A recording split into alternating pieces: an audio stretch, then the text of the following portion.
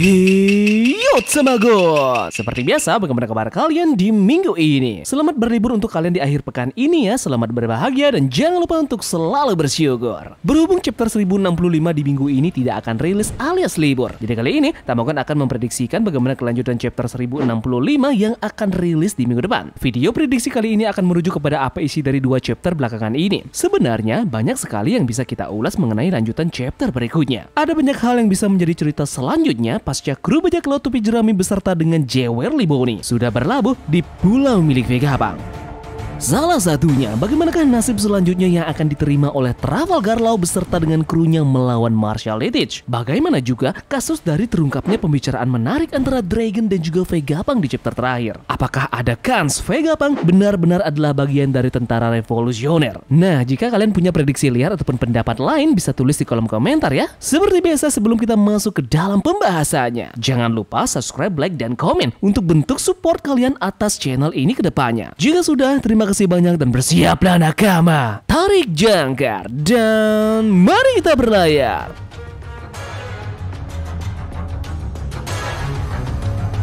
Untuk cover story selanjutnya, prediksi Tamagon yakni kita akan melihat bagaimana kondisi terakhir yang dimiliki oleh anak-anak Big Mom lainnya. Dalam cover story kali ini, semua dari mereka kemungkinan akan mengetahui bagaimana nasib yang dialami oleh Scarlet Pudding yang kita ketahui bersama sudah diculik oleh kru Kurohige di Pulau Wolke. Sedikit info saja bahwa terungkapnya Aokiji dan juga Van Augur di cover story chapter 1064 ini mengingatkan kita akan cover story lalu di chapter 1046 yang dimana di sana terlihat hanya bayangan dari mereka berdua saja yang tampak. Nah, ada selang waktu 10 chapter hingga penampakan mereka dimunculkan. Jadi awal kemunculannya di chapter 1046 dan dipublikasikan di chapter 1064. Di sini terlihat Eiichiro Oda memang sudah merencanakan dan bukan rahasia umum lagi bahwa jika memang Eiichiro Oda sangat gemar sekali bermain dengan permainan angka. Entah itu sampul chapter ataupun nama-nama buah iblis dan juga nama karakter tertentu yang juga turut disematkan dengan melibatkan angka. Seperti contoh kasus kemarin yang sangat detail itu bagaimana cahaya misterius yang menghancurkan Pulau Lulusia berjumlah 16 buah. Ini sama persis dan erat kaitannya dengan Im Sama dan juga para kaum naga langit yang juga dekat dengan angka 16.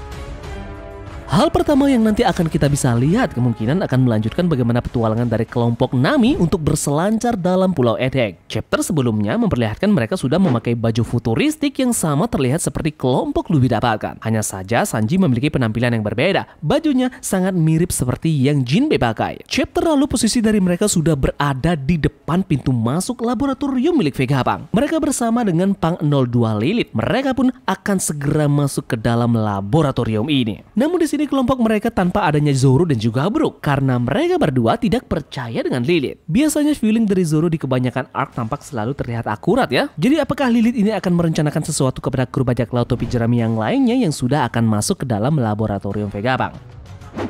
Kita kembali ke Franky dan kawan-kawannya. Untuk lanjutan chapter 1065 ini mereka kemungkinan sudah akan masuk ke dalam ruang laboratorium utama Vegapunk bersamaan dengan Lilith. Akan ada banyak hal yang menakjubkan sekaligus mengerikan yang akan kita dapatkan dalam ruangan ini. Dalam ruangan ini ada banyak sekali tabung selang yang berisikan dengan beberapa binatang yang akan siap untuk diuji coba. Kita pun juga bisa melihat beberapa ilmuwan yang Vegapunk pekerjakan untuk meneliti dan melakukan eksperimen dari berbagai hal. Nah, namun dalam ruangan ini kita pun bisa melihat ruang kerja dari Dr. Vegapunk yang masih ditutup. Tidak ada yang akan boleh masuk ke sana. Mengingat Vegapunk mengatakan bahwa dia tidak mau ada seseorang yang ingin tahu tentang rencana kerja dan proyek-proyek yang akan dia lakukan ke depannya. Satu lagi yang akan terjadi, kita pun akan berlanjut di mana memperlihatkan kelompok Luffy yang masih mendiskusikan dan berbicara mengenai sosok dari Bartolomeo Kuma. Jewerly Boni mengutarakan apa yang dia tahu dari sosok ayahnya. Bagaimana dia masuk dalam organisasi revolusioner dan apa yang menjadi alasan beliau bergabung dengan si Chibukai.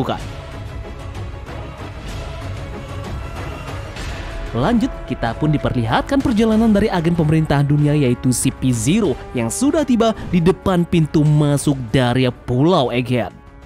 Mereka berangkat dengan satu serapim yang ada bersama mereka, yaitu dengan sosok Bartolomeo Kuma. Tidak heran rasanya jika pemerintahan dunia khususnya CP0 memilih sosok serapim Kuma yang diajak mereka ke Pulau Egghead. Pasalnya di chapter sebelumnya kita mengetahui bahwa Bartolomeo Kuma adalah salah satu orang yang dikatakan mempunyai ras khusus oleh Boni. Jadi dengan pemilihan serapim Kuma ini, kemungkinan ada yang spesial di balik robot SSG yang satu ini dibanding dengan serapim yang lainnya. Mungkin bisa saja ada bentuk lain dari perubahannya ataupun kemampuan yang berbeda dari jenis Seraphim lainnya pada jenis diri robot SSG ini. Dengan membawa Seraphim Kuma bersama mereka, itulah sebabnya mereka bertiga sangat percaya diri untuk mencari Dr. Vegapunk ke markasnya.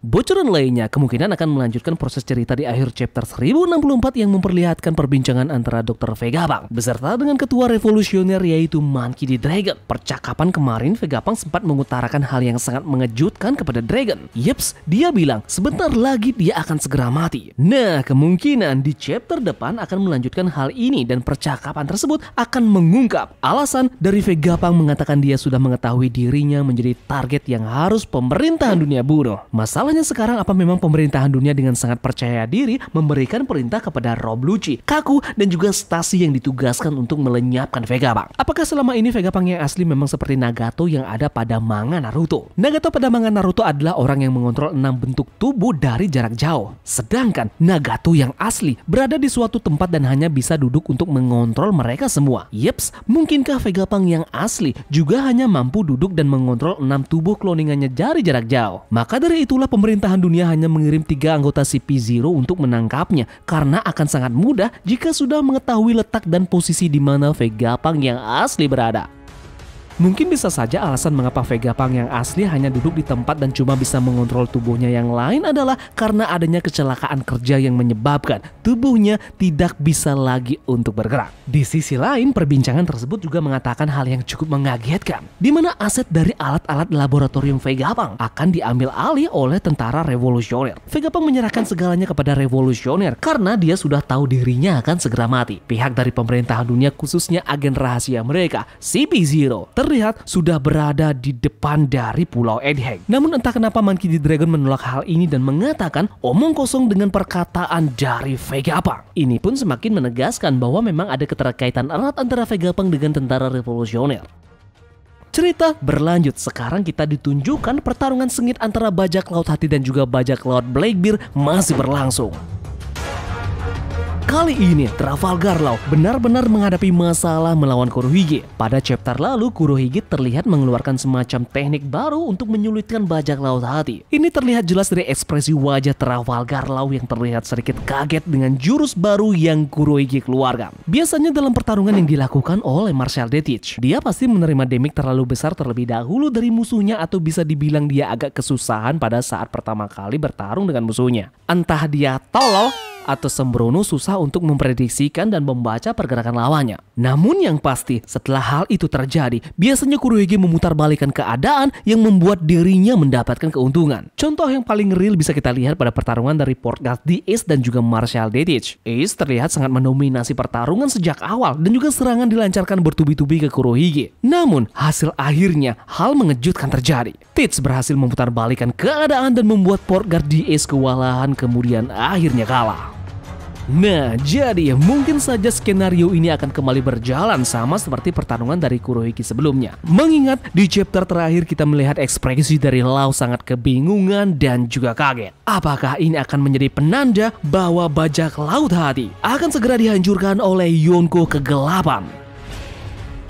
Narator pun akan mengumumkan informasi yang penting dari Pulau Kamabaka. Dragon akan segera bersiap menuju Pulau Egghead bersama dengan Ivankov. Kemungkinan dengan informasi dari Vegapunk yang mengatakan dia akan segera mati. Ini pun akan melecut tentara revolusioner untuk bersiap-siap melakukan pelayaran dan menuju ke Egghead. Tentu saja Dragon adalah satu-satu orang yang tepat bergerak ke Pulau Egghead untuk menyelamatkan Vegapunk. Sabo tentu tidak, dia sekarang masih belum diketahui keberadaannya dan masih menjadi misteri dengan kejadian Lulusia kemarin. Komandan revolusioner yang lainnya juga tidak. Mereka semua masih dalam tahap pemulihan dari insiden kemarin yang bertarung dengan Admiral Fujitora dan juga Aramaki. Jadi momen ini sangat tepat rasanya dengan Luffy dan juga kawan-kawannya yang sudah berlabuh di Pulau Egghead. Disinilah waktu yang sangat bagus untuk mempertemukan ayah dan juga anak, yaitu Monkey D. Dragon akan bertemu dengan Luffy di Pulau Vegapunk.